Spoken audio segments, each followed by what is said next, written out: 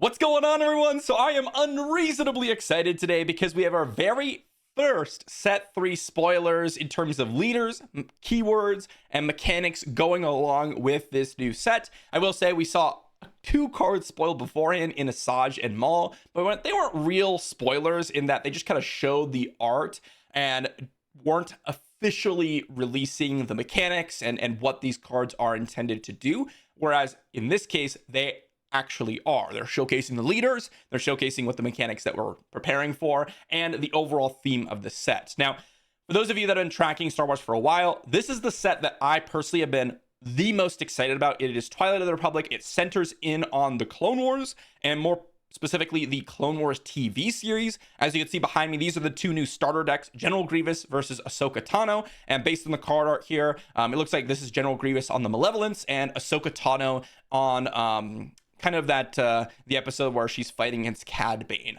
I can't remember where exactly she is, but I remember the episode where Anakin has to save her. But anyways, that's where it looks like the card arts are shown, and that is all within the Clone Wars TV series. And of course, Ahsoka herself originates from the Clone Wars TV series and the Clone Wars movie. So this is, and when I say Clone Wars movie, I mean the animated movie, by the way.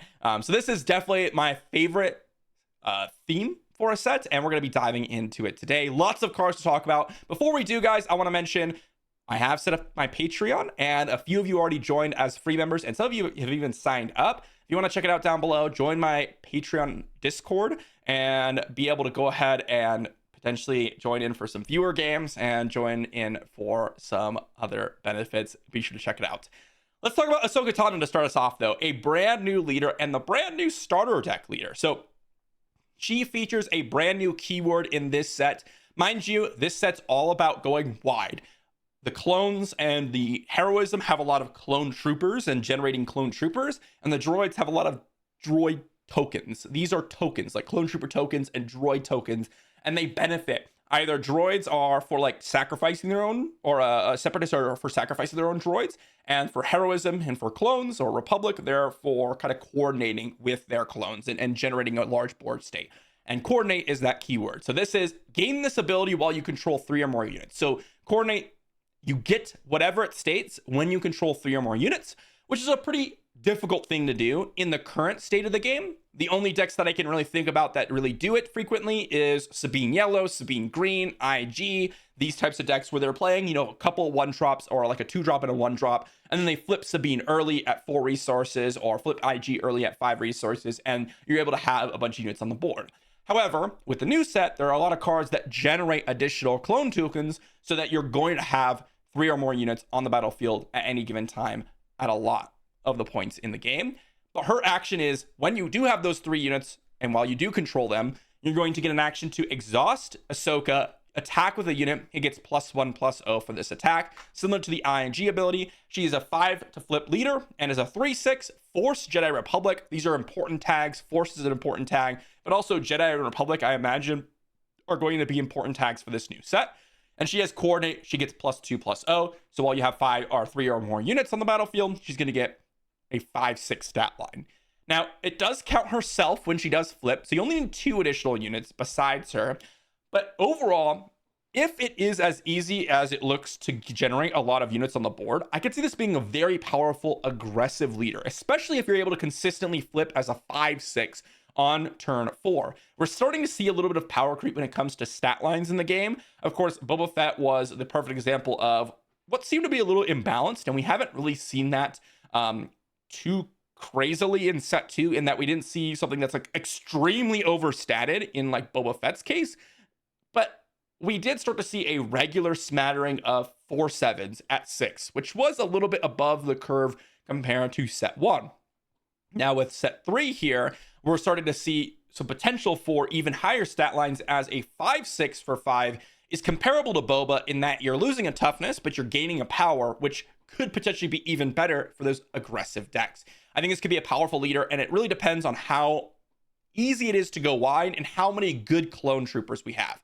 If we have things like Clone Deserter, for example, a 1 resource 2/3 with Restore 1 and that bounty, something of that nature, I could see this being very powerful. Or if we have units that can generate additional units, which we'll talk about in just a moment on how powerful that could potentially be, I could see this being a very, very good leader. But we also have another leader. But before we talk about that, we have a bunch of other cards. In 332nd Stalwart, it's a 1 resource 1/2 Republic Clone Trooper. Coordinate, this unit gets +1/+1 while you control 3 or more units. So it's a 1 resource 1/2, but can become a 1 resource 2/3 if you have 3 or more units on the battlefield. This one seems interesting to me. I could see this being a turn 2 play, where turn 1 you go 1 drop 1 drop, that can kind of stand on their own, and then turn 2 you go 1 drop 1 drop 1 drop, or 1 drop 2 drop, and this becomes a 2/3 guaranteed. Playing a 1/2, let's say you go turn 1 1 drop 1 drop, but you have the initiative to start off. If your opponent plays a 2 drop, and even if they didn't have initiative, they can immediately kill this thing without basically any repercussion because it's a 1/2. So I'm not sure about this one. This stat line is a little bit concerning to me, but if there's ways to pump up clone troopers or ways to get value from this specific tag, or a lot of ways to protect it potentially with higher value clone troopers, I could see this potentially being pretty good.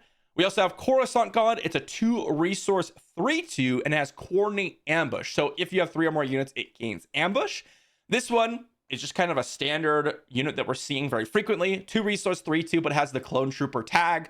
This seems like a staple in clone decks. A 3/2 is perfectly okay, and in some cases the ambush is going to be relevant, but most often you're just going to be playing this as a 2 resource 3/2 in your clone decks because it has a good stat line, it can trade with everything, and it has the relevant tag. So seems like kind of staple for those specific types of decks. But then we also have Anakin Skywalker, a new starter deck card. This is a 5 resource 6/6 Force Jedi Republic, has coordinate, on attack, draw a card. So again, you must control 3 or more units, but when you attack, you get to draw a card.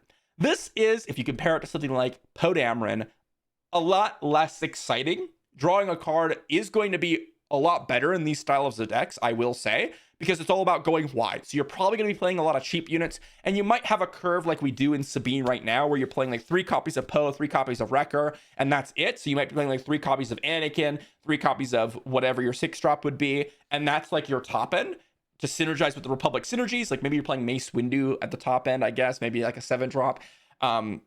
But if you ECL this out, you get to draw a card. That could be potentially good, assuming you have the coordinate. And it has a beefy stat line, which is really nice. And I would be very surprised if we didn't see aggression command lists in heroism, especially with like Coruscant Guard, for example. That kind of fits within the command theme. But this is not as exciting as Poe. It's also not a legendary, so I wouldn't expect it to be as oppressive as Poe. Poe's uniqueness in that you can really just mess up all sorts of strategies by defeating upgrades, making people discard, or just dealing straight up a damage or 2 damage to your opponent is a lot stronger in the more aggressive decks. But this seems pretty reasonable, and I wouldn't mind playing this as potentially a 5 drop if the Republic and Jedi tags or Force tags are extremely important. But here's another card that I'm way more excited about, and that is Captain Rex. Guys, if you are like me and you love Clone Wars, this should be an exciting card to see, and hopefully it's going to be extremely powerful, and it looks to be pretty good. It's a 6 resource command heroism, so again, kind of going back to aggression command being the kind of colors for heroism and clones. 4/4 Republic Clone Trooper, so base level, very poor stat line for 6 resources, but when he enters play, when he's played, he creates 2 clone trooper tokens. Now, what is a clone trooper token? Well, it's just a 2/2 and has the 0 resource, resource value for whenever that's relevant.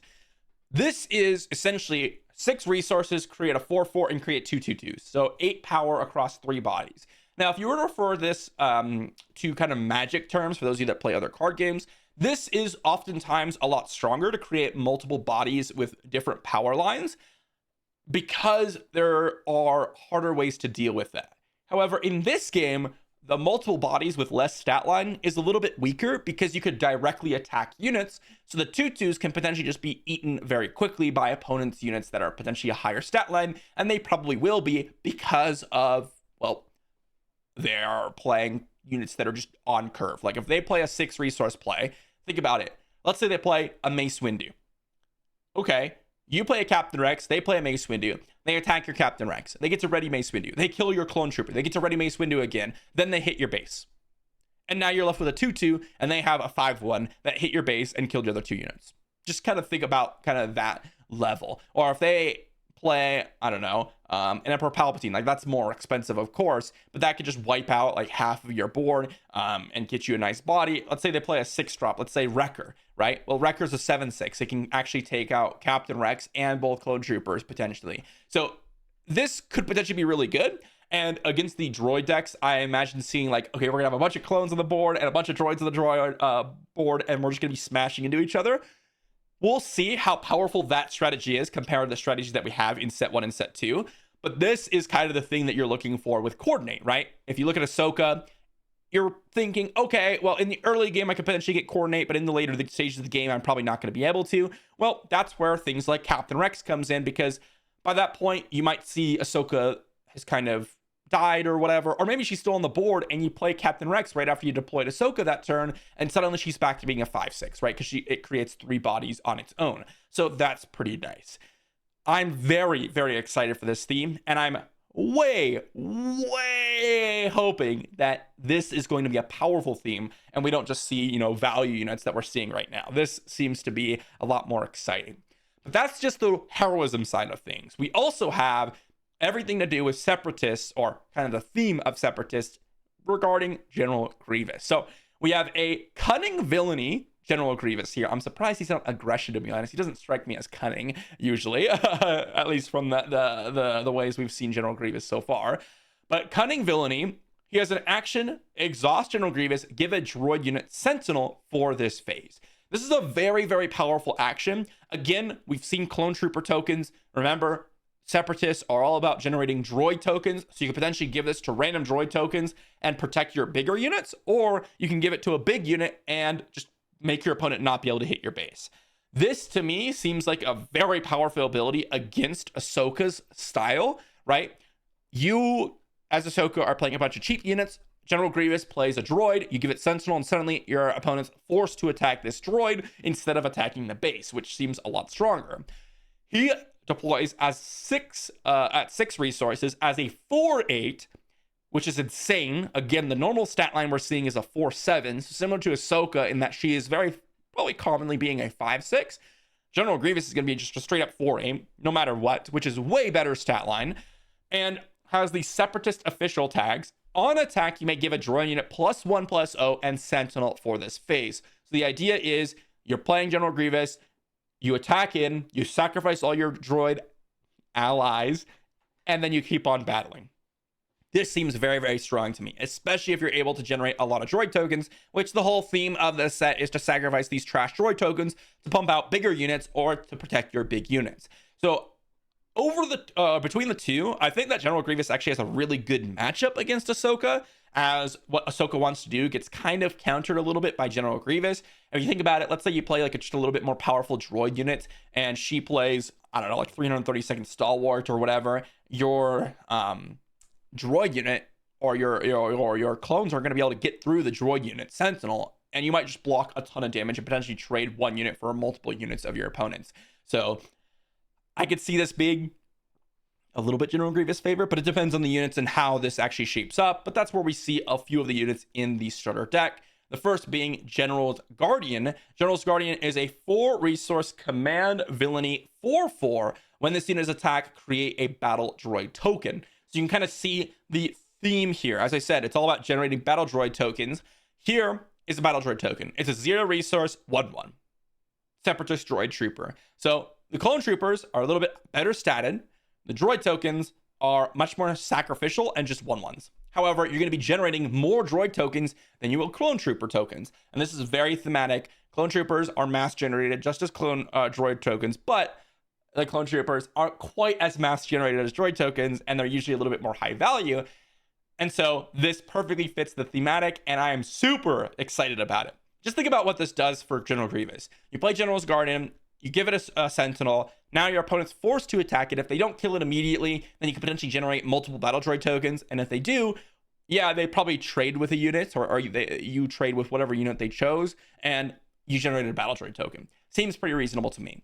I do definitely like this mechanic, and I'm excited for this just as much as I am excited for the clones. The next card we have is Separatist Commando. It's a 2-resource cunning villainy. This is much more cunning in my mind. a 2/3 Separatist droid trooper, and while you control another Separatist unit, this unit gains raid 2. Now this seems a lot more exciting. It is much more fitting of a aggressive themed droid slash Separatist deck. It's not even necessarily a droid restricted unit. You just have to have a Separatist unit. Having a 2/3 that can attack as a 4-powered unit on turn 1 is really powerful. There are a lot of units where I will play just because they can attack for 4 resource or 4 power, like a heroic renegade, for example, with Han, or even like a Death Star Stormtrooper, but they usually have 1 or 2 toughness. This having 3 toughness makes it a lot harder to deal with. There are a lot of units that do have that 3 power, for example, Coruscant Guard now. But there's also the cases where some people just can't kill this on turn 1, which is going to be way, way good. And I can definitely see this being something that you're going to want a lot in your more aggressively statted Separatist droids or Separatist decks, where you're just benefiting from all the bonuses from Separatists and getting in for tons of damage. This seems pretty good to me. Less so in General Grievous. It's definitely going to be a playable card in General Grievous, and it might just be better than the other options that we have. Again, attacking for 4 is pretty strong, especially if you could back it up with other droids and give them sentinels and kind of protect your Separatist commando. Next up, we have the new mechanic in Exploit, and we're seeing this with Hailfire Tank. So Exploit 2, while playing this card, defeat up to 2 units you control. This card costs 2 less for each unit defeated this way. By the way, the Hailfire Tank is one of my favorite tanks in all of Star Wars. For those of you that played Star Wars Battlefront 2, this was like my favorite thing to drive around and blow up some enemies with. It was just so fun to play with. But this mechanic of sacrificing 2 units or sacrificing units to get a resource discount is potentially pretty strong. Now, we already saw Exploit with Asajj, as I mentioned earlier, one of the previous units or previous spoilers for set 3, but we didn't know what Exploit does. Now, this being something that reduces the cost is extremely powerful, and I think Asajj is even stronger than I thought previously. The idea behind Exploit is, again, you're all about sacrificing your trash droids to getting some value. So General Grievous comes in, or your General Grievous is your leader. You play things like General Guardian, you give it Sentinel, you generate these battle droids, and then you sacrifice these battle droids to play a 7/6 much earlier on the curve. Now, I don't think Hailfire Tank is necessarily extremely strong, because if you look at the stat line, like you have ATST at 6 resources, and that's not really a playable card except for like in the Triple Dark Ray Tarkin deck, but that's a very specific style. I suppose you could play Triple Dark Raid with Hailfire Tank, right? Attack with it and bounce it back to your hand and then replay it. That could potentially be something that you do. But let's say you play this for 4 resources. It's a 4 resource 7/6, but you have to sacrifice 2 units. There are some situations where you might be able to do that, but there's also a lot of others where you're just playing this as a 6 resource 7/6, and that's a lot weaker, especially since you had to sack one of your battle droids. I'm not as high on this card, but it depends on how many cards and how easily we can generate battle droid tokens. Now, with clone troopers, it seems a lot more difficult, right? We didn't really see anything that generates clones as easily as like the General's Guardian, for example. So I'm a little bit more hopeful for Hailfire Tank. I think Exploit's going to be an extremely powerful mechanic, and I'm excited to see various versions of this exploit. Like, I think Asajj, for example, is a card that we're going to see that is one of the more powerful options, right? If we look here, I'm just going to pull up Asajj real quick here. This is a type of card where I think Exploit's going to be very powerful. We have Exploit 2, 4 resources, by the way. On attack, if you attack another Separatist unit this phase, it gets +3/+0. So think about this. This could potentially be a 2 resource 2/4 that ends up attacking as a 5 powered unit, or a 0 resource if you sacrifice 2 battle droids, which allows you to potentially flood the board extremely quickly. And then you protect Asajj by putting Sentinel on your other battle droids with General Grievous, something like that. And I think this is a lot more exciting to me than something like, you know, your Hailfire Tank. But we'll see. Maybe Asajj is a lot weaker. I don't know. But that's kind of my initial impression. Last card we got to talk about is Battle Droid Escort. Now, this is the type of card that makes Exploit extremely exciting. This is a 3 resource villainy, 1/1 Separatist droid trooper. When played, when defeated, create a battle droid token. So the idea is it's 3 resource, create 2 1/1s, and then when it dies, you create another 1/1. And this is the ideal card for exploit. Think about this one. You go turn 1, play Separatist Commando or whatever. Turn 2, you play Battle Droid Escort. And then let's say you want to prevent your Separatist Commando from dying from your turn 1, from your opponent's play or whatever. You can give your Battle Droid Escort Sentinel if you want afterwards, and they'll attack it. You can create another Battle Droid token, or let's say they ignore it and they just attack your base.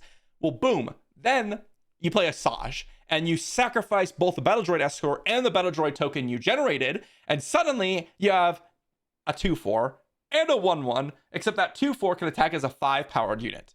That's where Battle Droid Escort and this type of exploit mechanic really becomes exciting. Heck, you could go Battle Droid Escort into turn 3 Hailfire tank and keep a 1/1 around. That's the type of thing that makes this super exciting. And I said I was excited about the thematic of the set. I said I was excited about Clone Wars, but reading these mechanics, I'm even more excited, because if you think about like set 1, we have Rebels and we have Imperials. That's the theme. We have value units. Yes, you attack with Rebels and you get bonus damage. It was all about getting more damage and kind of getting these value units out. Imperial units were much more about like a little bit of ramp, a little bit more control, and just kind of dominating your opponent with superior firepower. That's kind of how I felt was the thematic of the set. For set 2, it was all about bounties and kind of claiming those bounties and getting these like tricks out from your resource pile and that type of stuff.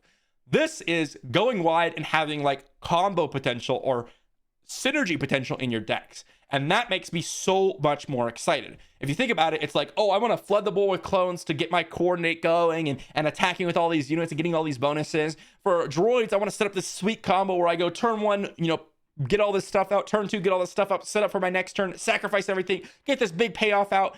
And that seems way more sweet to me than anything we've seen in set 1 or set 2. The synergies and the combo potential of the cards that we've already seen makes me excited. Like Battle Droid Escort, this is a setup piece. This is a synergy piece. If you think about this in Magic, and again, I compare it to Magic because it's the game I play the most outside of Star Wars, these cards are what make the deck function. You play these, and then it sets up for your big payoffs. And that's what is really exciting to me. And to be honest, if I hadn't seen this card, I would be a lot less excited for Exploit. But this type of card makes me very hopeful that Exploit could potentially be a very powerful mechanic going forward in this set. Now, of course, there are downsides, right? Like if you exploit your trash units for a bigger unit, they can always fell the dragon, a Hailfire tank, or Rivals fall a Hailfire tank. And you've essentially spent 7 resources for a 1/1 and a 7/6, and they spent 4 resources to kill your 7/6. So now you've spent essentially 7 resources for a 1/1, or I guess the difference being 3 resources for a 1/1, where your opponent just killed your big thing. Like that is a big downside. So we'll see if we're going to have the ability to play this style in the meta.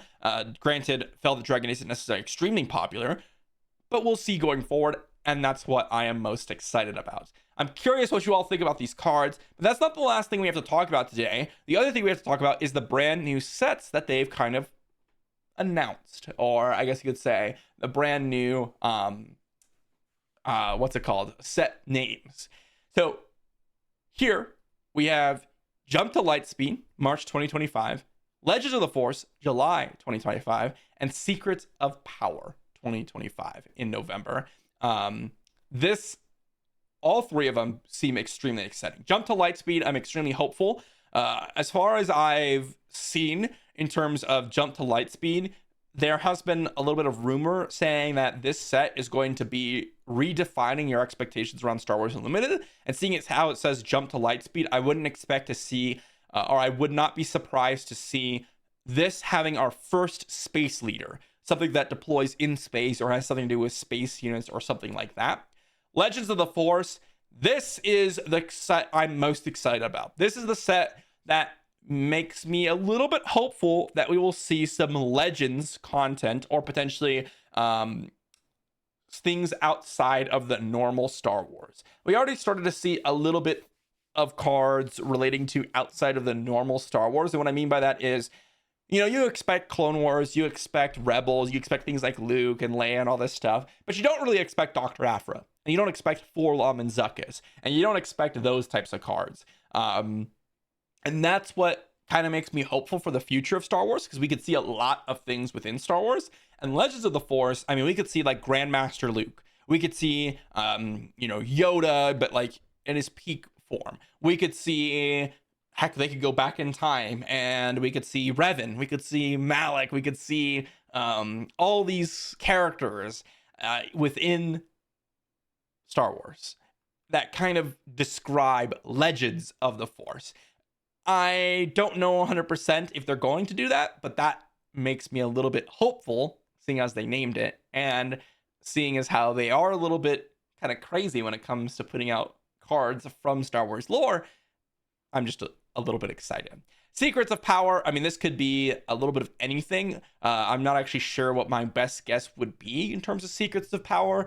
I've seen things that relate to potentially like Sith, like a Sith-based set. That's kind of what Secrets of Power reminds me of. So when things are named in Star Wars Secrets of Power, I think of like Sith holocrons and that type of stuff. So I guess I do have a guess, but that's where my guess would be, is like a Sith themed set. So like Legends of the Force, if Secrets of Power is a Sith themed set, maybe Legends of the Force is a more Jedi themed set, or like a light side Jedi themed set. Of course, I'm not sure how they would do that.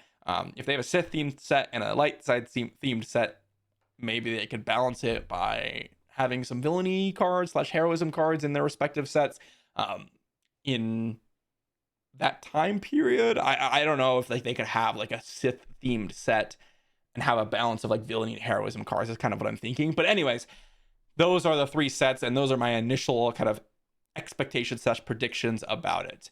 But overall, guys, let me know what you think in the comment section down below. I am unreasonably excited, as I mentioned, and reading about the battle droids, reading about the clone troopers just made me so much more excited than I thought I would have been coming into this spoiler article. So that's it. I'm gonna take a deep breath here, because I'm shaking a little bit. I got adrenaline pumping. Maybe you all feel the same way. I don't know.